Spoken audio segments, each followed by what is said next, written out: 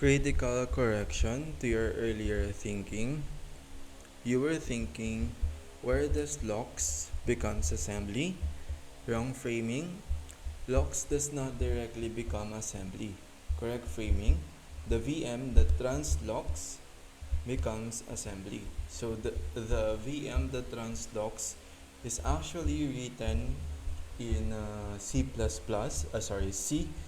which we will gonna create in the future videos, and that C will be compiled to an assembly using GCC, and that assembly will be assembled using one-to-one mapping to an actual machine code, and that's how we speak to the actual hardware.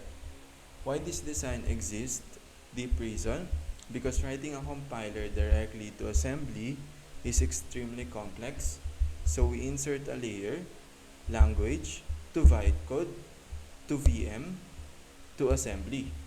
So again, this VM is what allows to run this bytecode, and it abstracts our language to be able to run to multiple hardware. So this is what's the purpose of VM. This is exactly what real systems do. Java Virtual Machine to bytecode to JIT to assembly, V8 to AST to bytecode to optimized machine code.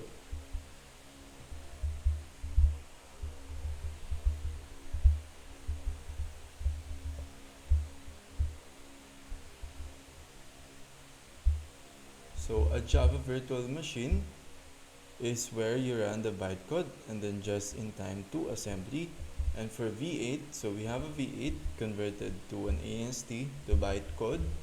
So a V8 also use bytecode and to optimize machine code. So in a compiler process, the process is not linear. So for some, there is like an optional optimized machine code that will allows you to hot reload the hottest code, or rather optimize your code with the most used code in your app.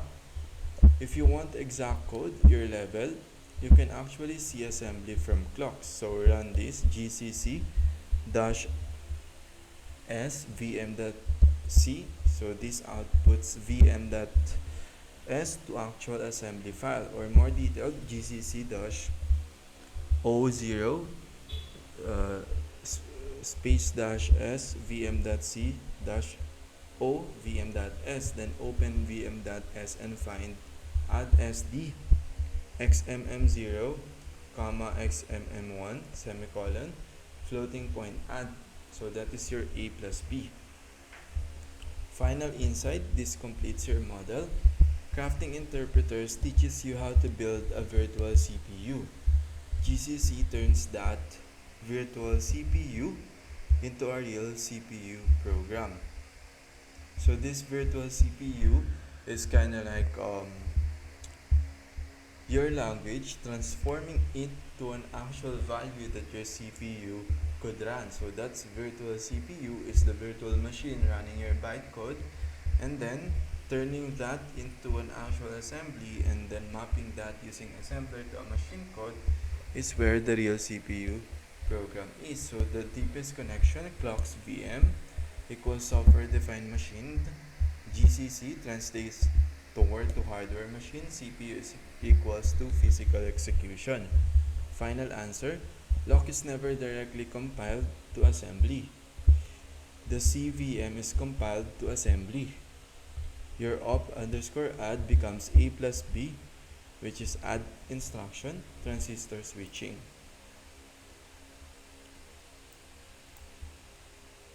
How this section connects to your previous questions. Everything here, if, while, short circuiting, the sugaring, is actually answering your earlier core questions. Why can't execution just continue? What is meaning versus execution? Where do errors come from?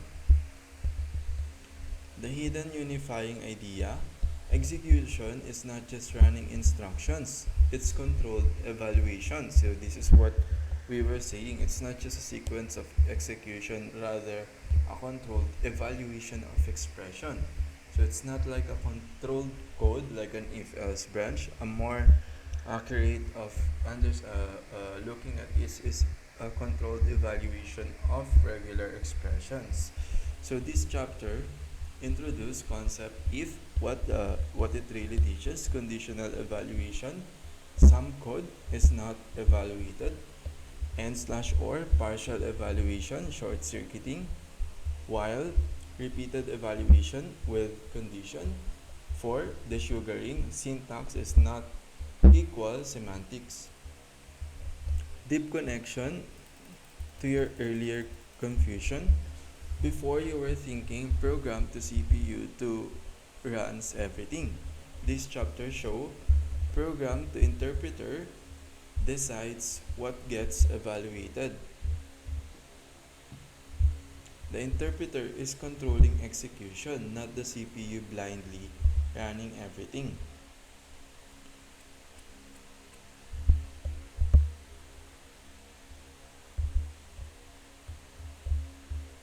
So the interpreter, as you can see, decide what gets evaluated using the program. So again, the program is nothing more than a file with the set of a code that is not come to life until an OS ran that into a memory. So that's the process. So the interpreter is controlling the execution of that program, not the CPU blindly running everything. So you're controlling what's being fetched on the CPU. Biggest error of emission, very important. You're still missing evaluation strategy. What you haven't explicitly internalized, not all parts of a program are evaluated. Example, if false, print high string, semicolon. High string is never evaluated. Why this matters deeply? This explains runtime errors, code might never run, short circuiting, lazy evaluation, future topic, React rendering behavior. Correction, a program is not executed line by line. It is selectively evaluated based on control flow. Subtle misunderstanding, interpreter just runs code. You're still slightly thinking interpreter equal executes everything. Problem, that ignores the key role of control flow.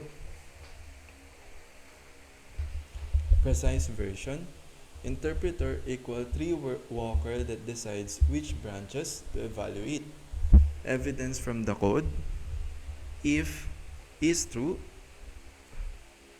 evaluate statement that condition, then inside is if parameter is true, so is true t, and then is true t as a parameter evaluate, and evaluate as a parameter stmt that condition, then closing. Inside of this, our body is execute function with the parameter stmt dot then branch, then closing, then else if parameter stmt that else branch not equal null, and then its body is execute function with the parameter stmt, or calling the execute function with the parameter stmt dot else branch, then closing. Now here only one branch or statement is executed, or one expression is executed, the other branch is completely ignored. Deep truth, control flow defines what does not happen. Fourth major conceptual gap, short circuiting is just optimization. You might think and/or just keep work for efficiency.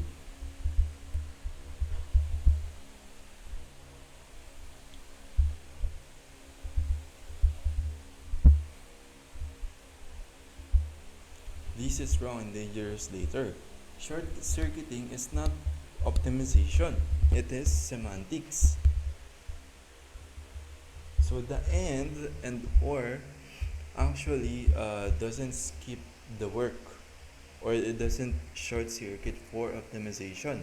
So the and or operator, though it's a control flow construct is not short-circuiting, it's a semantics. So it's kind of like how the program make meaning of those syntax. Example, false and side effects function. Side effects must not run. Why? Because the meaning of end requires keeping the right side.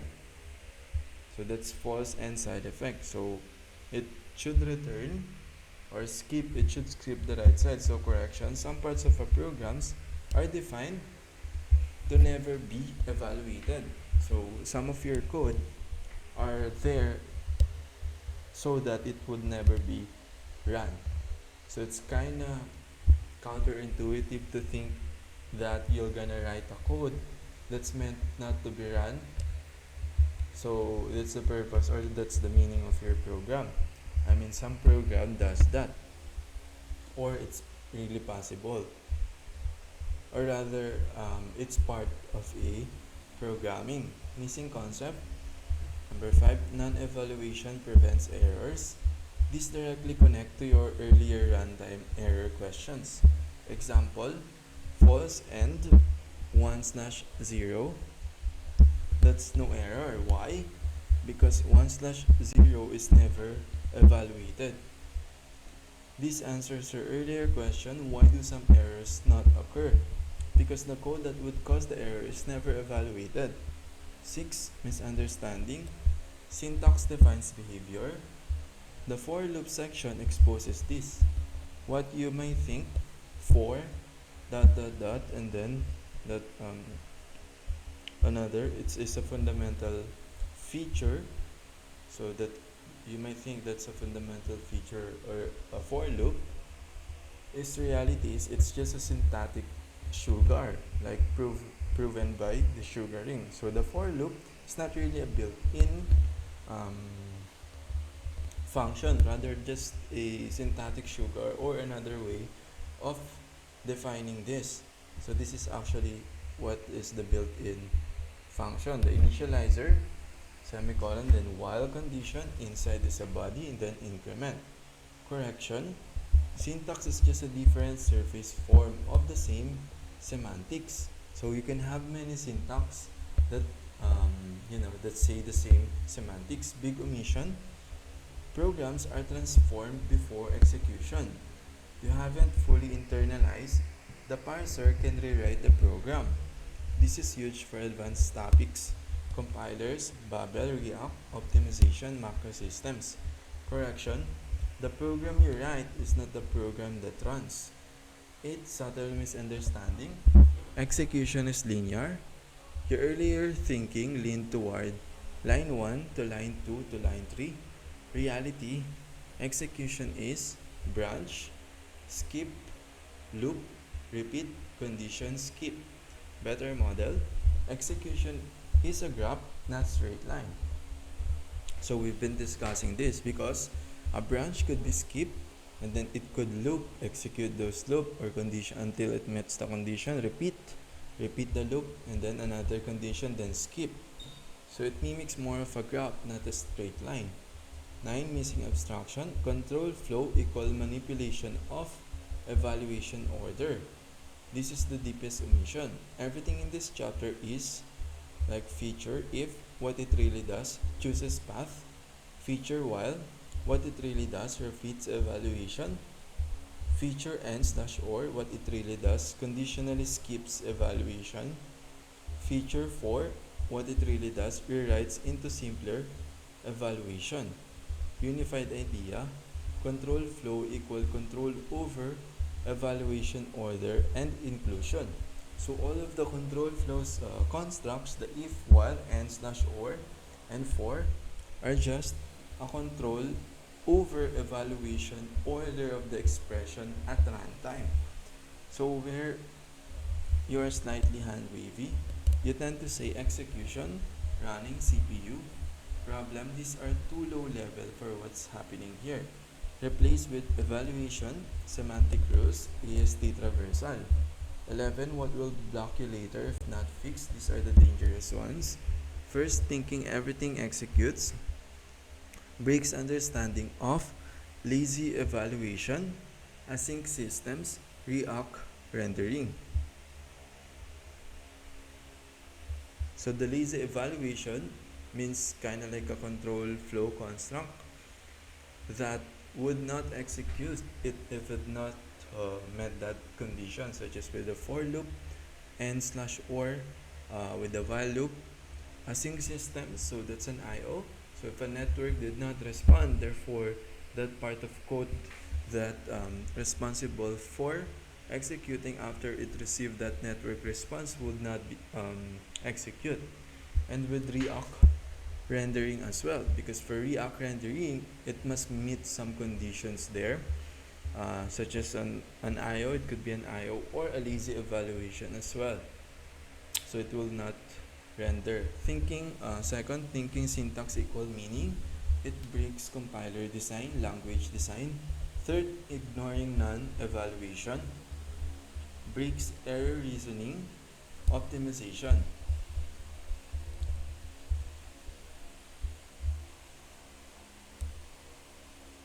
Fourth, thinking interpreter is just execution, breaks understanding of semantics. So ignoring the non-evaluation, like you need to reason out the error and you need to optimize the app to be able to handle those errors. And thinking interpreter is just execution. So no, interpreter doesn't just convert string to a value, it understands the semantics or the meaning of the code.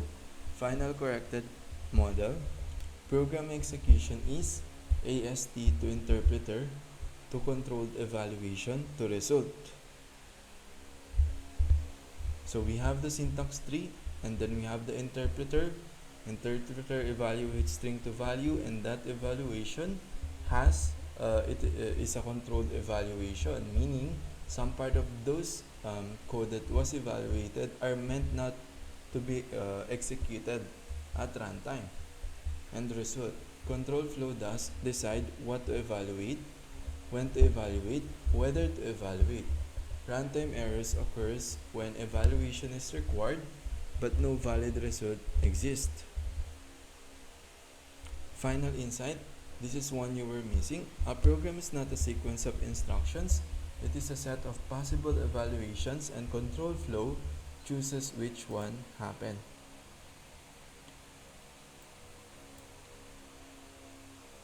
Compilers and interpreters are just programs written in programming languages, but they sit at a different layer of abstraction than the apps you've built. Let's connect this cleanly to everything you've been asking. Your expectation versus reality. Your expectation, earlier mental model, build a language, write, load, or add to CPU. This is assembly level thinking. Reality, build language, write interpreter or compiler in code. That program eventually become a CPU code. So you write code like double A equals to pop function, double B equals to pop, then push A plus B, not add rocks, comma, RBX. Second, why it feels too simple to you? You expected this should be closer to hardware. But what you discovered is we build abstractions using the same abstractions. Deep truth, a compiler or interpreter is just a program that manipulates other programs. This is true for all languages you listed.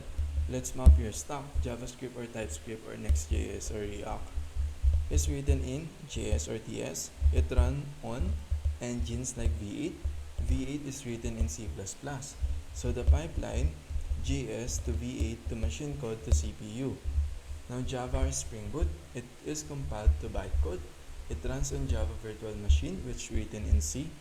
Now Java to bytecode to JVM to machine code to CPU. ASP.NET Core, written in C, runs on .NET runtime. So C, IL, JIT, machine code to CPU. Node.js-express, JS runtime again, V8, pattern, very important. Every language you use is implemented in another language. The layer you were missing, you were jumping from language to hardware, but the real stack is your code, React slash Node slash etc. to language runtime v8 jvm.net, which is written in C or C++, then compiled by GCC or C lang. So the runtime usually are written in C and C++. Now why is that? Because those two languages, so C is the first one before C++, and C has an access to an actual hardware, the memory, the storage, and the CPU. So therefore, those runtimes should be written in either C and C++, and C++ came after the C, and it provides like a class feature in C, but it still has all the features of C. That's why you see this. So it compiles in GCC or C lang to assembly, then to assembler, and to CPU. Fifth, why crafting interpreters feels simple? Because it isolates this layer, language to meaning interpreter, and ignores optimization. So again, that's an optional path. Machine code generation, CPU details.